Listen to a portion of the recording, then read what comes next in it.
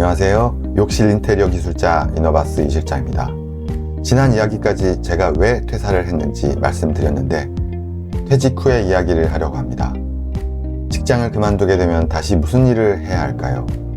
특히 40이 넘어 직장을 퇴직하게 되면 무슨 일을 하는 것이 좋을까요? 오래 다니던 직장을 자의적이든 반강제적이든 퇴사를 할 때에는 두려움이 앞섭니다.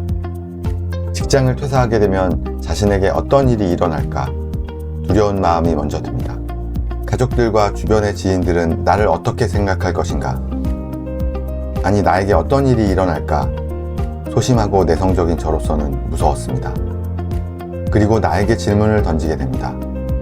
직장을 퇴사하면 다시 일을 해야 할 텐데 나는 무슨 일을 해야 할 것인가? 아니, 내가 할 수 있는 일은 무엇일까?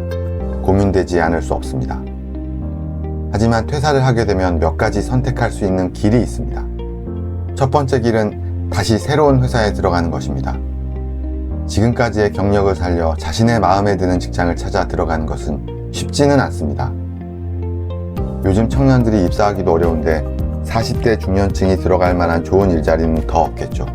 물론 저임금의 단순 일자리는 있습니다. 이런 상황에서 어렵게 취업에 성공한다 하더라도 그 자리에서 몇 년이나 더 일할 수 있을까요? 나이 50이 되기도 전에 회사에 눈치가 보일 것이고 어떤 본인만의 탁월한 기술이 없다면 오래 회사에 남아있기 어렵습니다. 누구든지 회사를 그만두는 날은 반드시 옵니다. 운 좋게 오래 다닐 수 있다고 해도 60세가 되면 정년 퇴임을 해야죠. 그러면 그때 가서 또 무슨 일을 찾아 할 수 있을까요? 이런 이유로 제가 15년 다닌 직장을 그만두고 재취업을 포기했습니다. 그때가 제 나이 40이 넘어서였습니다. 자신이 원할 때까지 일할 수 있는 일을 찾아봅시다. 두 번째 길은 자영사업을 하는 것입니다. 이것은 자신이 원한다면 오래 일할 수 있습니다. 하지만 몇 가지 고려해야 할 사항이 있어요. 대부분 퇴직 후 자영사업으로 프랜차이즈 업체를 생각하게 됩니다. 음식점, 치킨집, 카페, 호프집 등이 퇴직 후 하는 자영사업의 많은 수를 차지합니다. 자영사업은 큰 돈이 들어갑니다. 모아놓은 돈이 많다면 그나마 괜찮습니다. 대출까지 최대한 땡겨서 창업을 하게 되는데 이것은 도박입니다. 매출이라도 계속 잘 일어나면 좋겠지만 요즘 같은 불경기 시기에는 소비 심리가 얼어붙어 소비자들이 돈을 잘 쓰지 않습니다. 또한 매장은 유동인구가 많은 곳은 큰 자본이 필요하고 적은 곳은 매출이 잘 일어나지 않습니다.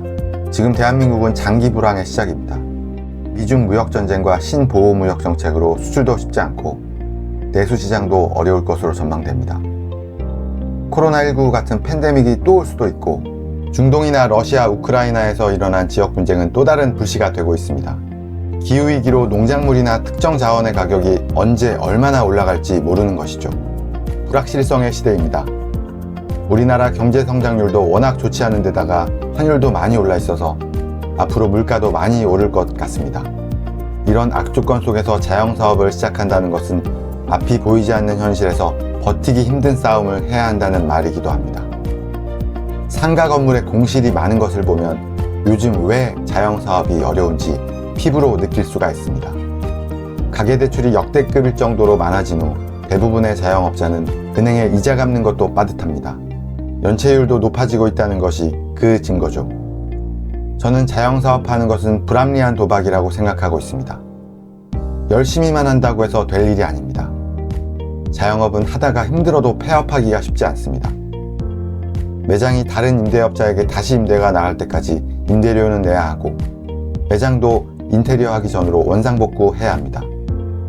원상복구 비용도 만만치 않습니다. 폐업하게 되면 대출금도 은행에 즉시 상환해야 하는데 남아있는 돈이 없습니다. 그래서 손실이 눈에 보여도 폐업을 할 수가 없습니다. 자영업을 하고 있는 제 친구들이 지금 겪고 있는 현실입니다. 엊그제 친구들 모임에서도 자영업하는 몇몇 친구는 사업을 접는다고 합니다. 안타까운 현실입니다. 우리나라 경제는 앞으로 최소한 10년은 어려울 것으로 생각됩니다. 그러면 무엇을 하는 것이 좋을까요? 큰 돈을 들이지 않으면서 원할 때까지 일할 수 있는 일은 어떤 것이 있을까요? 택시기사, 퀵서비스, 배달 드라이버 등이 있을 것입니다. 하지만 이것은 앞으로 자동 운송수단이 대체할 것으로 생각됩니다. 자율주행이 상용화되면 버스기사, 택시기사들은 일자리를 잃을 것이고 배달 드라이버도 배달 로봇이 상용화되면 일이 크게 줄어들 것입니다. 지금도 배달 로봇이 시범 서비스를 하는 곳이 있습니다. 10년 뒤에는 많은 지역에서 배달 로봇과 자율주행 차량을 쉽게 볼 수 있을 것입니다.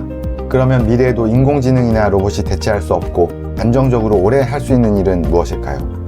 제가 추천하는 것은 현장 기술직입니다. 기술을 배워 독립된 기술자로 일하는 것입니다. 지금 제가 하고 있는 일이기도 하죠. 현장에서 기술자로 일하는 것이 적성에 맞을까? 라는 의문을 가진 분들이 있을 텐데 그것은 직접 해봐야 알 수 있습니다. 필요한 현장 기술자는 다양합니다. 목수, 전기, 타일, 도배, 장판, 철거, 방수, 문틀, 창호, 필름, 페인트, 보일러, 돔천장, 방충망, 입주 청소, 금속 가공, 도기 설치 등 많습니다. 선택할 수 있는 현장직이 아주 다양한 만큼 자신이 관심 있는 현장 기술을 알아보고 경험해보고 배우면 됩니다. 제가 처음 현장 기술을 배우려고 했을 때 타일 시공에 관심이 갔습니다. 욕실을 아름답게 만들고 타일을 레이저 레벨기 라인에 맞춰서 붙여나가는 것에 흥미가 갔습니다. 인력사무소를 통해 도우미부터 일을 시작하여 욕실 리모델링 기술자를 만나 욕실 철거, 타일 시공, 돔천장 설치, 전기나 세면대 등 욕실 제품 설치하는 일을 배웠습니다. 그리고 기술자로 독립했습니다. 다양한 기술이 모여있는 것이 욕실이기 때문에 많은 것을 할 줄 알아야 합니다. 철거, 타일 시공, 욕조 설치, 돔천장, 도기 설치, 줄눈 시공, 전기, 인테리어 필름, 페인트, 도적, 설비, 실리콘 등 다양한 기술이 필요한 곳이 욕실 리모델링입니다. 처음에는 욕실 전체 리모델링을 주로 하면서 인테리어 업자를 통해 욕실 세팅 시공을 했습니다. 집주인분들이 직접 변기나 세면대 교체 작업을 맡기기도 했습니다. 그렇게 일을 하다 보니 제 적성을 알겠더라고요.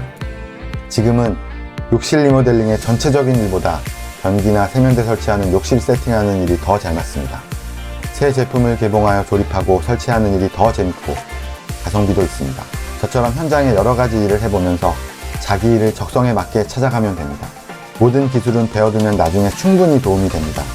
우리 집을 편리하게 예쁘게 꾸밀 수도 있고 문제가 생기면 직접 고치고 이웃들에게 기술적인 도움을 줄 수도 있으니까요. 기술을 배우기로 결정했다면 직장인이나 자영사업하는 것보다 좋은 점이 많습니다. 우선 큰돈 들이지 않고 시작할 수 있습니다.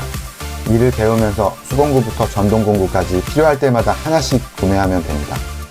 자영업자처럼 매장 임대, 인테리어, 집기류 등이 필요하지 않습니다. 다만 작은 창고가 필요할 수도 있습니다. 저렴하게 임대를 할 수도 있지만 저는 우리 집 베란다 한쪽을 창고로 사용하고 있습니다. 시작할 때에는 그거면 충분합니다. 기술자는 60이 넘든 70이 넘든 정년이 따로 없습니다. 건강관리 잘하고 체력만 된다면 오래 일할 수 있습니다. 나이가 많아도 운전할 수 있을 정도면 일할 수 있습니다. 앞으로 자율주행 차량이 상용화되면 운전은 못해도 일은 할 수가 있겠죠. 제가 아는 분 중에 나이 70이 넘은 할아버지들이 지금도 타일 시공팀으로 일하고 있습니다. 지금도 지방 출장까지 다니며 일하러 다니고 있어요. 우리 수명은 점점 길어지고 일을 해야 하는 시기는 점점 늘어나고 있습니다. 나이 먹어도 우리는 전 세대보다 더 오래 일할 수 있습니다. 노인분들의 기본 체력도 좋아졌지만 앞으로 개발될 다양한 로봇들은 기술자들을 도울 것입니다. 로봇이 기술자의 일자리를 위협하는 것이 아닌 기술자가 일을 더 쉽고 편하게 할 수 있도록 도와줄 것입니다. 벌써 웨어러블 로봇은 개발되어 시판되고 있고 앞으로 다양한 로봇이 개발될 것입니다. 작은 근력으로도 기술자가 필요감 없이 일할 수 있도록 도와줄 것으로 기대하고 있습니다. 앞으로 어떤 기술을 가지고 있느냐에 따라 노년의 풍요로운 삶을 결정할 것입니다. 독립된 기술자의 좋은 점 중 하나는 스케줄 관리를 마음대로 할 수 있다는 것입니다. 여행이나 다른 일정이 있으면 스케줄을 비워놓으면 되니까요. 일만 하면 인생이 단조롭고 재미가 없습니다. 반대로 일 안 하고 놀러 다니기만 해도 재미는 없어요. 일과 여가를 같이 즐겨야 풍요롭게 즐기며 살 수 있습니다. 독립된 기술자만이 편한 마음으로 시간 내서 여행을 다녀올 수 있습니다. 독립된 기술자로 일하면 나중에는 사업으로 확장할 수도 있습니다. 직원을 고용해 더 많은 현장을 관리할 수도 있고 인테리어 사업도 할 수 있습니다. 기술자로 시작했다가 지금은 인테리어 사업을 하는 분들도 많이 봤습니다. 저는 내성적이고 소심해 혼자 일하는 것이 좋기 때문에 지금은 사업으로 확장할 생각은 전혀 없습니다. 60대 이후에는 자산이 있어야 사람답게 살 수 있습니다. 60세까지 자산 형성이 되어 있지 않는다면 그 위에는 힘든 삶을 살아갈 수밖에 없습니다. 인생 역전이라는 것도 그 나이에 기대하기는 힘들죠. 그래서 60세까지는 자산을 형성해야 합니다. 부동산이나 주식 투자로 금전적인 자산을 만들 수 있는 능력자라면 그렇게 하면 됩니다. 하지만 그런 재능이 없다면 기술이라도 배워야 합니다. 기술을 배우는 것은 나의 노력과 시간을 투자하여 무형의 자산을 만드는 것입니다.